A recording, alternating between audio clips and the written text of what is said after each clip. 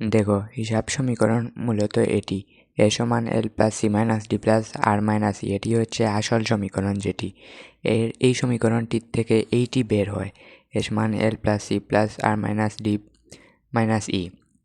দেখো সবসময় কিন্তু এক্সপেন্স ব্যয়টা কিন্তু সবসময় মাইনাস হয়, ঠিক আছে, ব্যয়টা সবসময় মাইনাস হয় আর আয় যোগ হয় উত্তোলন মাইনাস হয়। এই ড্রয়িং উত্তোলন আর ব্যয় সবসময় মাইনাস হবে। দেখো আমি এখানেও লিখে দিয়েছি এ সমান L plus C plus R minus D, মানে ড্রয়িং উত্তোলন ই এক্সপেন্স ব্যয়, এই দুইটা সবসময় মাইনাস হবে।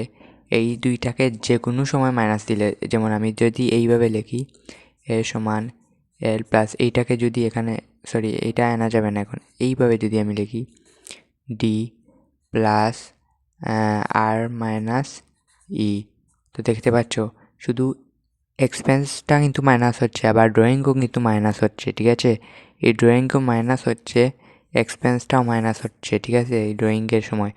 তো শুধু এখান থেকে কী বুঝলে তোমরা, শুধু এক্সপেন্স, এই যে এক্সপেন্স তোমরা দেখতে পাচ্ছ, এক্সপেন্স ব্যয়টা শুধু মাইনাস হবে আর এই ড্রয়িংটা শুধু মাইনাস হবে, ঠিক আছে।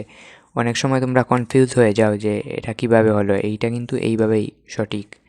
তো এইটা সঠিক, কিন্তু শুধু মাইনাস হবে ডি মানে ড্রয়িং উত্তোলন, আর হচ্ছে ই এক্সপেন্স মানে ব্যয়, আর এটা হলো উত্তোলন, ঠিক আছে।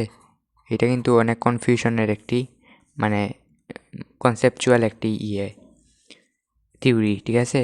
এইটি কিন্তু তোমাদের বইয়ে কিন্তু একভাবে দেওয়া থাকে, বইয়ে কিন্তু 100% এইটা দেওয়া থাকে, কিন্তু গাইডে এইভাবে দেওয়া থাকে, যার কারণে তোমরা বুঝো না, ঠিক আছে। এইটাই হচ্ছে আসল কারণ। তো বোঝার কিছু নেই, এই চ্যানেলটিকে সাবস্ক্রাইব করে রাখো। আসসালামু আলাইকুম।